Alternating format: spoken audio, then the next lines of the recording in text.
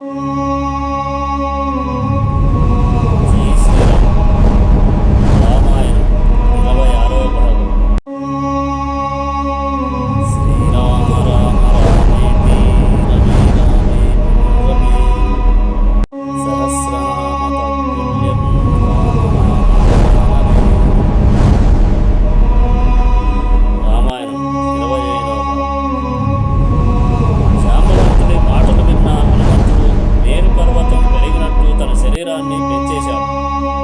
గుహలో నుండే సింహం ఆవలిస్తూ బయటికి వస్తుంటే దానిని చూసిన ప్రాణాలు భయంతో ఎలా నిలబడిపోతాయో అలా అప్పటి వరకు తమతో తిరిగిన హనుమంతుడు అటువంటి స్వరూపాన్ని పొంది ఒక్కసారి ఆవలించి బాహువులని పైకి ఎత్తి ఒక్కసారి విదిల్చి భూమి మీద ఉండేసరికి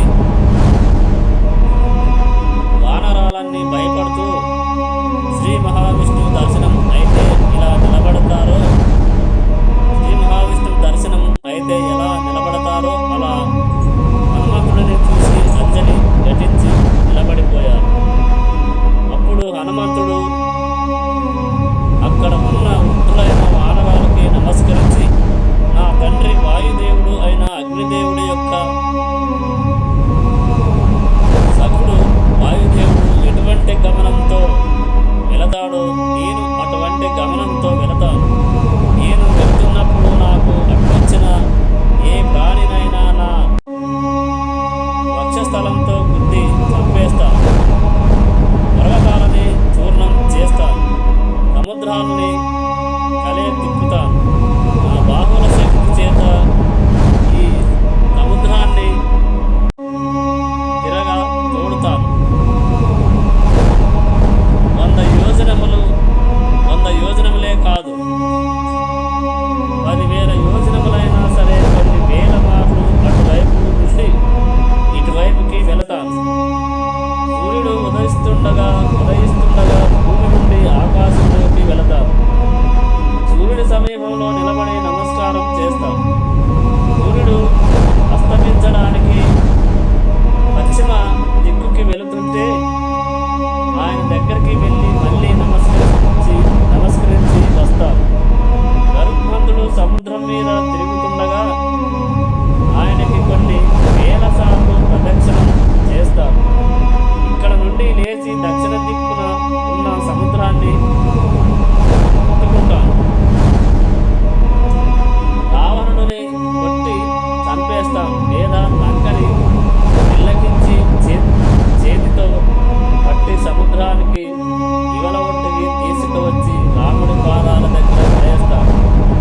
ఇక నా పరాక్రమము ముందు నిలబడగలవాడు లేడు. బ్రహ్మగారు దేవేంద్రుడు చిరక ఆసనం మీద కూర్చొని మధ్యాసనంలో అమృతాన్ని పెడితే ఇద్దరి మధ్యలోకి వెళ్ళి చెరొక చేతితో ఇద్దరిని అడ్డగించి అమృతాన్ని తీసుకురాగలను. భూమి నన్ను తట్టుకోలేకపోతుంది. అందుకని మహేంద్రగిరి పర్వతం మీద నుండి బయలుదేరుతాను అన్నాడు హనుమంతుడు. అలా హనుమంతుడు మహేంద్రగిరి పర్వతాన్ని ఎక్కుతుంటే అక్కడున్న గంధర్వులు విద్యాధరులు ఎగిరి పారిపోయారు. అనిల కుమారుడి పదగంఠానికి ఆ పర్వతం కంపించిపోయింది. అనిల కుమారుడి వదగంఠానికి ఆ పర్వతం కంపించిపోయింది. చెట్లు నేల రాలిపోయి మృగాలన్నీ దిక్కులు పట్టి పోయాయి.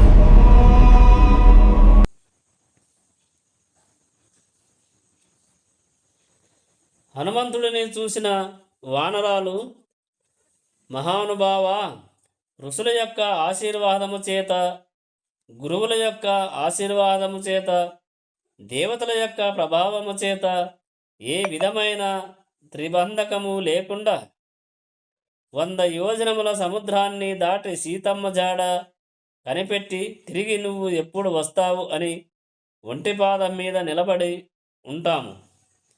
ఇన్ని కోట్ల వానరాలకి ప్రాణం పెట్టిన వాడిగా కీర్తి గడించేయడవుగాక. నీ కోసం పుణ్యకర్మలను చేస్తూ ఇక్కడ నిలబడి ఉంటాం అన్నారు. హనుమంతుడు మానసిక ఉత్సాహమును పొంది లంకాపట్టణాన్ని మనస్సుతో చేరిపోయి ఉన్నాడు.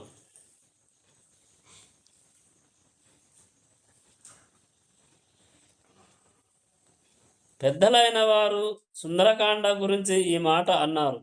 ఇది వాల్మీకి మహర్షి రచించిన శ్లోకం. సుందరే సుందరో రామ, సుందరే సుందరీ కథః, సుందరే సుందరీ సీత, సుందరే సుందరం వనం, సుందరే సుందరం కావ్యం, సుందరే సుందరం కపిః, సుందరే సుందరం మంత్రం, సుందరే కిం న సుందరం. రాముడు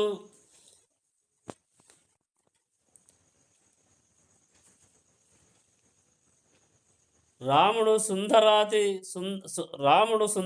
సుందరుడు. సీతమ్మ గురించి చెప్పనవసరం లేదు. ఆత్మ దర్శనం చేసిన యోగి స్వరూపుడైన సౌందర్య రాశి హనుమంతుడు. ఆ శ్లోకమును అంతా సౌందర్యము, లంకాపట్టణం సౌందర్యము, మంత్రము సౌందర్యము. మరి ఈ సుందరకాండలో సుందరం కానిది ఏముంది?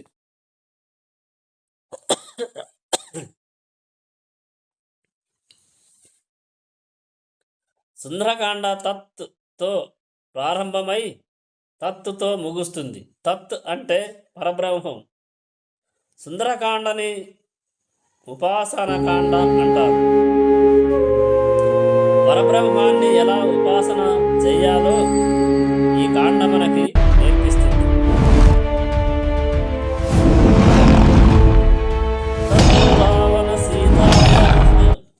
సీతాయః శత్రుకర్షణః ఈష్ట పదమన్సిష్ణం చారణాచరితే వధి. రావణుడి చేత అపహరింపబడ్డ సీతమ్మ తల్లి యొక్క జాడని కనిపెట్టడం కోసం చారణులు భూమికి దగ్గరగా ఉండి సర్వకాలములయందు శుభవార్తలను చెప్పే దేవతా స్వరూపులు వెళ్ళే మార్గంలో వెళ్ళడం కోసం హనుమ సంకల్పించాడు. ఎవరూ చేయని పనిని చేయుటకు వెళుతున్న హనుమంతుడు ఆ పర్వతం మీద ఒక గొప్ప ఎద్దు నిలబడి ఉన్నాడు. వైఢూర్యములులా మెరుస్తున్న ఆ పర్వత శిఖరం మీద తన పచ్చగడ్డిని తొక్కుతూ అటూ ఇటూ తిరుగుతున్నాడు. అప్పుడు ఆయన బయలుదేరే ముందు సూర్యుడికి, ఇంద్రుడికి, వాయుదేవుడికి, బ్రహ్మగారికి, సమస్త భూతములకు నమస్కారం చేసి ప్రయాణానికి సన్నద్ధుడు అవుతున్నాడు. ఆ మహేంద్రగిరి పర్వతం మీద నిలబడి దక్షిణ దిక్కు వంక ఏకాగ్రతతో చూసి గట్టిగా తన పాదాలతో మహేంద్రగిరి పర్వత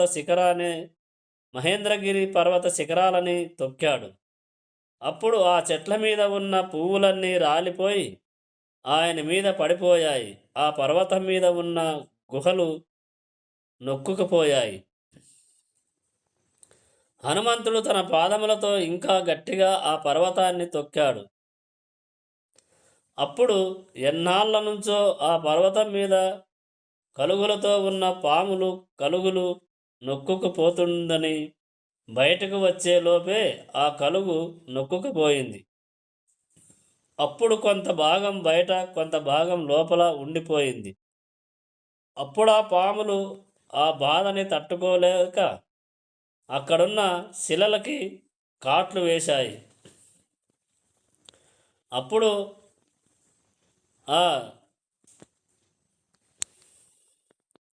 అప్పుడు ఆ విషంలో నుండి పుట్టిన అగ్ని ఆ మహేంద్ర పర్వత శిఖరాలని కాల్చేసింది. అప్పటిదాకా ఆ పర్వత శిఖరం మీద తమ భార్యలతో ఉన్నటువంటి గంధర్వులు ఒక్కసారి లేచి ఆధారం లేని ఆకాశంలోకి వెళ్ళి నిలబడ్డారు. వారు హనుమంతుడిని చూసి ఆశ్చర్యపోయారు. అక్కడికి దేవతలు, మహర్షులు మొదలైన వారు వచ్చి ఆకాశం అంతా నిండిపోయారు. అప్పుడు వారు అనుకున్నారు, ఏమి ఆశ్చర్యం, ఏమి ఆశ్చర్యంరా! పర్వత స్వరూపమైన శరీరం ఉన్న హనుమంతుడు ఇవాళ ఈ సముద్రాన్ని దాటి వెళ్ళడానికి సిద్ధమవుతున్నాడు అని అనుకుంటూ హనుమంతుడిని ఆశీర్వదించారు.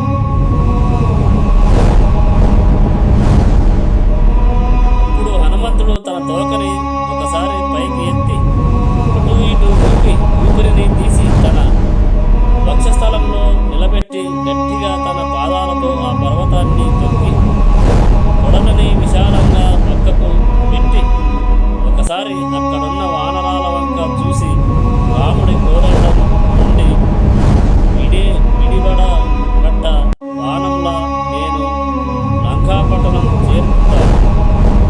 అక్కడ సీతమ్మ దర్శనం అయితే సరే, లేకపోతే అక్కడ నుండి స్వర్గలోకానికి వెళ్ళి సీతమ్మని వెతుకుతాను.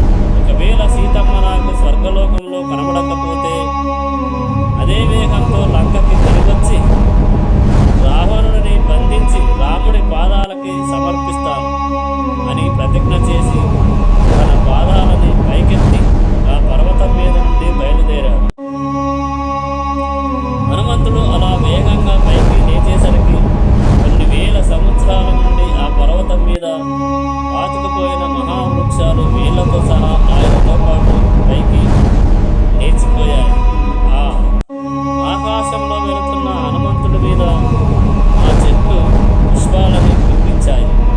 తేలికైన చెట్లు చాలా దూరం వెళ్ళాయి, బరువైన చెట్లు ముందుగానే పడిపోయాయి. అలా వెళుతున్న హనుమంతుడిని చూసిన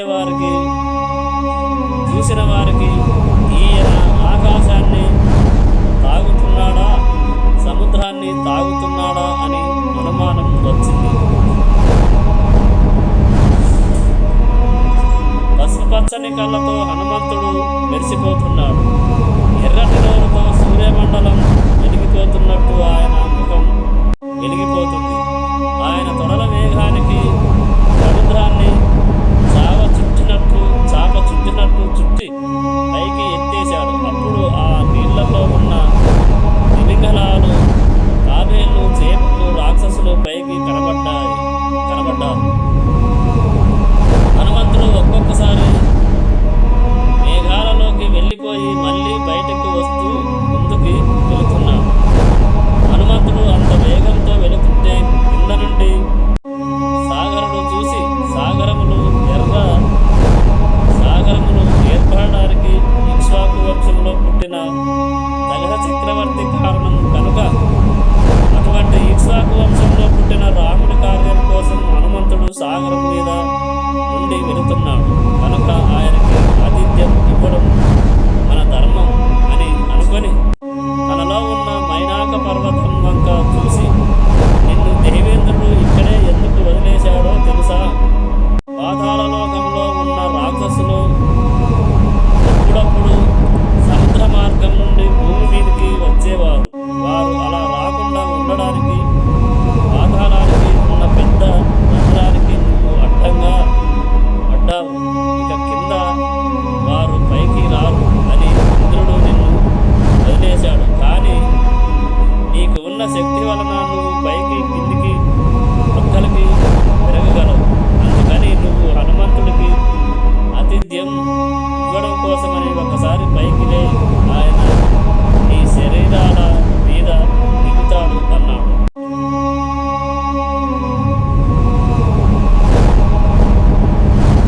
ఇప్పుడు ఆ మైనాక పర్వత శిఖరాలు సముద్రం నుండి పైకి వచ్చాయి. బయటికి వచ్చిన ఆ బంగారు శిఖరముల మీద సూర్యకాంతి పడగానే ఆకాశం అంతా ఎర్రటి రంగు చేత కప్పబడింది. ఆ శిఖరాలని చూసిన హనుమంతుడు, ఓహో, ఇప్పటి వరకు ఈ శిఖరాలు కనబడలేదు. ఇప్పుడే సముద్రం నుండి ఈ బంగారు శిఖరాలు పైకి వస్తున్నాయి. ఎవరో నా గమనాన్ని నిరోధించడానికి అడ్డు వస్తున్నారు అని అనుకొని తన వక్షస్థలంలో ఆ శిఖరాలని ఒక్కసారి కొట్టాడు.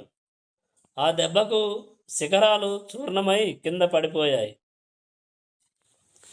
అప్పుడు మైనాకుడు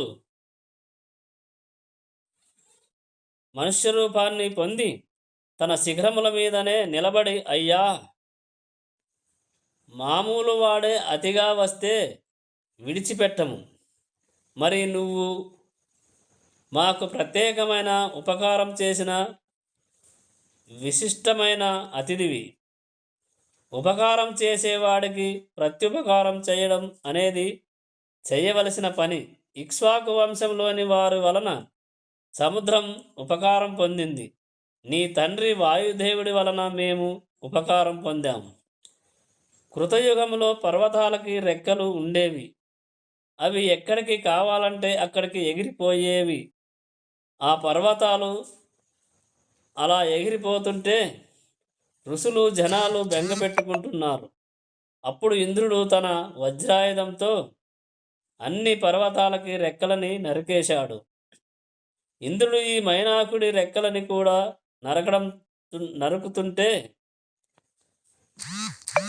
మైనాకుడి మిత్రుడైన వాయుదేవుడు ఆ పర్వతాన్ని తీసుకెళ్లి సముద్రంలో పడేశారు. పోనిలే, సముద్రంలో పడితే పడ్డాడు, కానీ రాక్షసులు బయటకి వచ్చే ద్వారానికి అడ్డంగా పడ్డాడు అని ఇంద్రుడు ఆ మైనాకుడిని వదిలేశాడు. అందుకని నువ్వు ఒకసారి నా పర్వత శిఖరముల మీద కూర్చొని కాస్త తేనె తాగి పళ్ళు తిని విశ్రాంతి తీసుకొని మళ్ళీ హాయిగా వెళ్ళిపో అన్నాడు. అప్పుడు హనుమంతుడు ఒక్కసారి ఆ మైనాకుడిని చేతితో ముట్టుకొని, నేను చాలా ప్రీతి పొందాను. నువ్వు నాకు ఆతిథ్యం ఇచ్చినట్టే నేను పొందినట్టే నా మీద కోపం తెచ్చుకోకు. ఎందుకంటే నేను చేయవలసిన చాలా ముఖ్యమైన పని ఒకటి ఉంది. సూర్యాస్తమయం అవ్వకుండా నేను వెళ్ళిపోవాలి. నేను ప్రతిజ్ఞ చేసి బయలుదేరాను. మధ్యలో ఎక్కడా ఆగకూడదు అని చెప్పి వెళ్ళిపోయాడు. బయటకు వచ్చిన మైనాకుడిని ఇంద్రుడు చూసి, ఓహో, ఇన్నాళ్ళకి నువ్వు పాతాళం నుండి బయటకు వచ్చావు కదా అన్నాడు. అప్పుడు మైనాకుడు, ఈ ఇంద్రుడు నా రెక్కలని తరిగేశాడు. ఉపకారం చేసేవారికి ప్రత్యుపకారం చేయకుండా ఈ సముద్రంలో ఎంతకాలం పడి ఉండను అనుకున్నాడు. అప్పుడు ఇంద్రుడు అన్నాడు, నాయనా మైనాక, ధైర్యంగా హనుమకి సహాయం చేయడం కోసం బయటకు వచ్చావు. రామకార్యం కోసం వెళుతున్న వాడికి ఆతిథ్యం ఇవ్వడం కోసం బయటకు వచ్చావు కనుక నీ రెక్కలు కొయ్యను అని అభయమిచ్చాడు. అప్పుడు దేవతలు నాగమాత అయిన సురస దక్షుని కుమార్తె,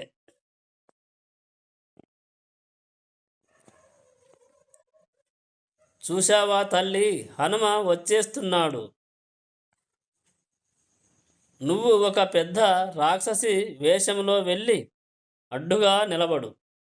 మింగేస్తానని భయపెట్టి ఆయన సామర్థ్యాన్ని పరీక్ష చెయ్యి అన్నారు. అప్పుడు సురస ఒక భయంకరమైన రూపాన్ని పొంది సముద్రం నుండి బయటకు వచ్చి హనుమంతుడితో, నిన్ను దేవతలు నాకు ఆహారంగా ఇచ్చారు. నేను నిన్ను తింటాను కనుక నువ్వు నా నోట్లోకి దూరు అని పలికింది. అప్పుడు హనుమంతుడు సంతోషంగా రామకథని సురసకి చెప్పి, నేను సీతమ్మ జాడ వెతకడం కోసమని వెళుతున్నాను. ఒకసారి సీతమ్మ జాడ కనిపెట్టి వెనక్కి వెళ్ళి రాముడికి ఆ విషయాన్ని చెప్పి నీ నోట్లోకి ప్రవేశిస్తాను. కానీ ప్రస్తుతానికి నన్ను వదిలిపెట్టు తల్లి, నేను సత్యమే మాట్లాడుతున్నాను, మాట తప్పను అన్నాడు. అప్పుడు ఆ సురస, అలా కుదరదురా, నాకు బ్రహ్మగారి వరం ఉంది. నువ్వు నా నోట్లోకి ప్రవేశించవలసిందే అని తన నోరును పెద్దగా తెరచింది. అప్పుడు హనుమంతుడు తన శరీరాన్ని బాగా పెంచాడు. సురప కూడా తన నోటిని బాగా పెంచింది. అలా ఇద్దరు 100 యోజనములు పెరిగిపోయారు. అప్పుడు హనుమంతుడు బొటనవేలంతా చిన్నవాడిగా అయిపోయి ఆ సురస నోట్లోకి ప్రవేశించి బయటికి వచ్చి, అమ్మా, నువ్వు చెప్పినట్టు నీ నోట్లోకి వెళ్ళి వచ్చేశాను. సరిపోయిందా కదా, ఇక నేను బయలుదేరుతాను అన్నాడు. ఎంత బుద్ధిబలం రా నీది! రాముడితో సీతమ్మని కలిపినవాడు హనుమ అన్న ప్రఖ్యాతిని నువ్వు పొందేదవుగాక అని సురస హనుమంతుడిని ఆశీర్వచనం చేసింది.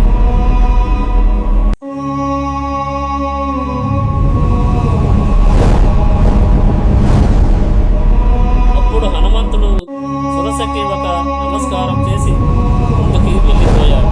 అలా వెళ్ళిపోతున్న హనుమంతుడిని శివిక అనే రాక్షసి సముద్రంలో నుండి చూసింది. ఆ శివిక కామరూపి. ఆమెకి నీడని బట్టి లాగేసే శక్తి ఉంది. అప్పుడు ఆమె హనుమంతుడి నీడని బట్టి లాగడం మొదలుపెట్టింది. తన గమనం తగ్గుతోందని గమనించిన హనుమంతుడు తన శరీరాన్ని ఒక్కసారిగా పెద్దగా చేశాడు. ఆ హింసిక కూడా తన శరీరాన్ని పెద్దగా చేసింది. మళ్ళీ హనుమంతుడు చిన్నవాడిగా తన శరీరాన్ని మార్చి, ఓ హంసిక, నీ నోటి ద్వారా లోపలికి ప్రవేశించి ఆమె మర్మావయవాన్ని తెంచుకొని బయటకు వచ్చేశాడు. ఇంగిల అందుకొని ఆ హింసిక మరణించింది. ఆ హింసిక నోటి ద్వారా లోపలికి ప్రవేశించి ఆమె మర్మావయవాన్ని తెంచుకొని బయటకు వచ్చేశాడు. గిలగిల అందుకొని ఆ హింసిక మరణించింది.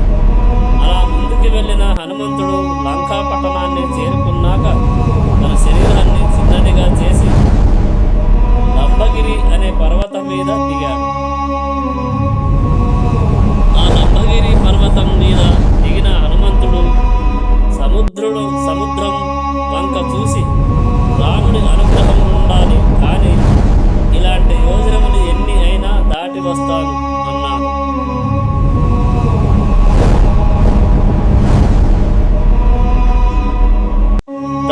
ప్రతి దృష్టి, మతి,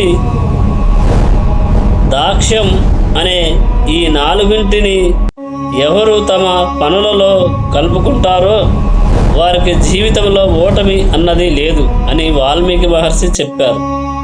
ధృతి అంటే పట్టుదల, దృష్టి అంటే మంచి బుద్ధితో ఆలోచించగల సమర్థత, మతి అంటే బుద్ధితో నిర్ణయించవలసినది, దాక్ష్యం అంటే శక్తి సామర్థ్యాలు. ఆ పర్వతం మీద దిగిన హనుమంతుడు విశ్వకర్మచే నిర్మితమైన లంకాపట్టణం యొక్క సౌందర్యాన్ని చూసి ఆశ్చర్యపోయాడు. ఈ లంకాపట్టణాన్ని సొంతం చేసుకోవడం ఆ దేవతల వలన కూడా కాదు అని అనుకొని, ఈ రూపంతో సీతమ్మని వెతకడం కష్టం కనుక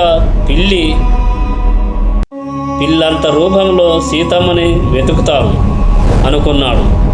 చీకటి పడ్డాక ఆయన పిల్లంత స్వరూపాన్ని పొంది లంక యొక్క రాజద్వారం దగ్గరికి వెళ్ళాడు. అక్కడికి వెళ్ళేసరికి వికటాట్టహాసం చేస్తూ పర్వతమంత ఆకారంతో ఒక రాక్షస స్త్రీ కనబడింది.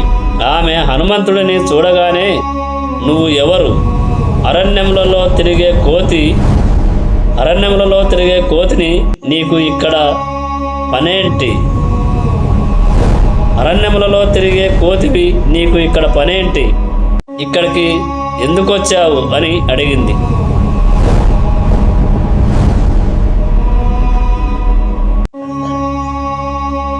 హనుమంతుడు అన్నాడు, ఓ వికృతమైన కన్నులున్నదానా, నేను ఎందుకు వెళుతున్నానో తెలుసా? ఒకసారి ఆ వనాలని ఉపవనాలని, చెట్లని, భవనాలని, సరస్సులని చూసి వచ్చేస్తాను, నాకు అనుమతి ఇవ్వు అన్నాడు.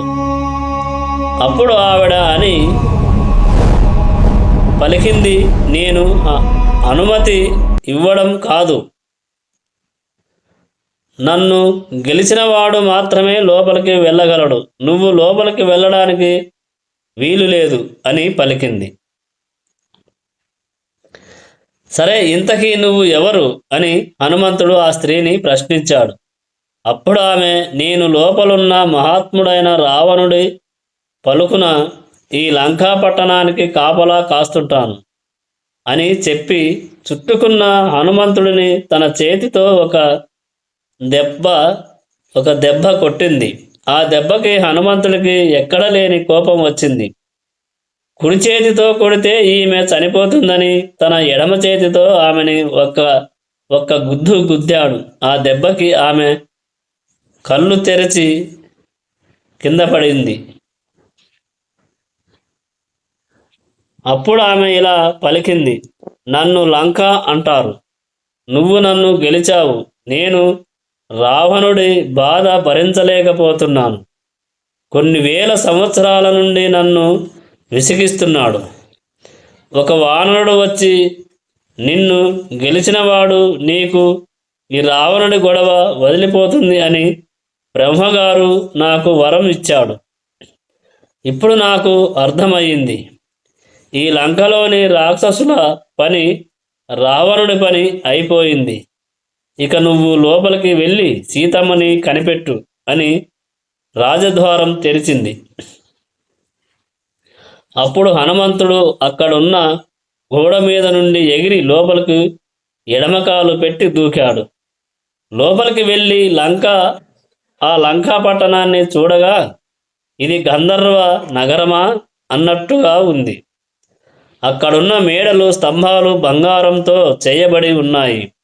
అన్నిటికీ నవరత్నాలు తాపడం చేయబడి ఉన్నాయి. స్ఫటికములతో మెట్లు కట్టబడి ఉన్నాయి. ఎక్కడ చూసినా దిగుడు బావులు, సరోవరాలతో ఆ ప్రాంతం శోభిల్లుతుంది. ఆ ప్రాంతం చెట్లతో, పక్షులతో, పళ్ళతో, నెమళ్ళ అరుపులతో, ఏనుగులతో, బంగారు రథాలతో అత్యంత రమణీయంగా ఉంది. ఆ రాత్రిపూట ఆకాశంలో ఉన్న చంద్రుడు వెన్నెల కురిపిస్తూ లోకం యొక్క పాపం పోగొట్టేవాడిలా ఉన్నాడు. ఆ చంద్రుడి ప్రకాశంతో హనుమంతుడు ఆ లంకా పట్టణంలోని వీధులలో సీతమ్మ కోసం వెతుకుతున్నాడు. ఆ లంకా పట్టణంలో ఉన్నవాళ్ళు దక్షితులు. కొంతమంది తల మీద వెంట్రుకలన్నీ తీయించుకున్నారు. కొంతమంది ఎద్దు చర్మాలు కట్టుకొని ఉన్నారు. కొంతమంది దర్భలని చేతితో పట్టుకొని ఉన్నారు. కొంతమంది అగ్నిగుండాలని చేతితో పట్టుకొని ఉన్నారు. ఒకడు పక్కవాడికి తన ఛాతిని చూపిస్తూ ఉన్నాడు. కొంతమంది తమ శరీరాలని కనబడ్డ స్త్రీల మీద పడేస్తున్నారు. కొంతమంది ఎప్పుడు తమ చేతులలో పెద్ద పెద్ద శూలాలు పట్టుకొని ఉన్నారు. కొంతమంది పరస్పరం ఒకడిని ఒకడు తోసుకుంటూ ఉన్నారు. తమ భుజాల బలాలని చూపించుకుంటూ ఉన్నారు. ఒకడిని మరొకడు అధిక్షేపించుకుంటూ మాట్లాడుకుంటున్నారు. ఆ లంకలో ఒకడు శూలం పట్టుకొని, ఒకడు ముదరం, ఒకడు పరిగా, అలా రకరకములైన ఆయుధములు పట్టుకొని ఉన్నారు. అక్కడున్న రాక్షసుల పేర్లు ఏంటంటే ప్రహస్త, కుంభకర్ణ, మహాధర, విరూపాక్ష, విద్యున్యాలి, విద్యున్మాలి, వజ్రదంష్ట, సుఖ, సారణ, ఇంద్రజిత్, జంబమాలి, సుమాలి, రశ్మికేతు, సూర్యకేతు, వజ్రకాయ, ధూమ్రాక్ష, భీమ, ఘన, హస్తిముఖ, కరాల, పిశాచ, మత్త, ధ్వజగ్రీవ, సుఖవాన, వక్ర, శట, వికట, బ్రహ్మకర్ణ, దంష్ట, రోమన. హనుమంతుడు ఆ రాక్షసులందరి నోళ్ళలోకి వెళ్ళి సీతమ్మ కోసం వెతికారు. ఆ సమయంలో రాక్షస స్త్రీలు తమ భర్తలతో కలిసి ఆనందాన్ని పొందుతున్నారు. ఆ స్త్రీలందరినీ చూసిన హనుమంతుడు అనుకున్నాడు, మా అమ్మ సీతమ్మ ఇలా ఉండదు. మా సీతమ్మ కనబడకుండా ఉండే చంద్రరేఖలా ఉంటుంది, మట్టి పట్టిన బంగారం తీగలా ఉంటుంది, బాణపు దెబ్బ యొక్క బాధలా ఉంటుంది, వాయువు చేత కొట్టబడ్డ మేఘంలా ఉంటుంది అంటూ ఆ లంకా పట్టణాన్ని వెతుకుతూ రావణాసురుడి యొక్క ప్రసాదం దగ్గరికి వెళ్ళాడు.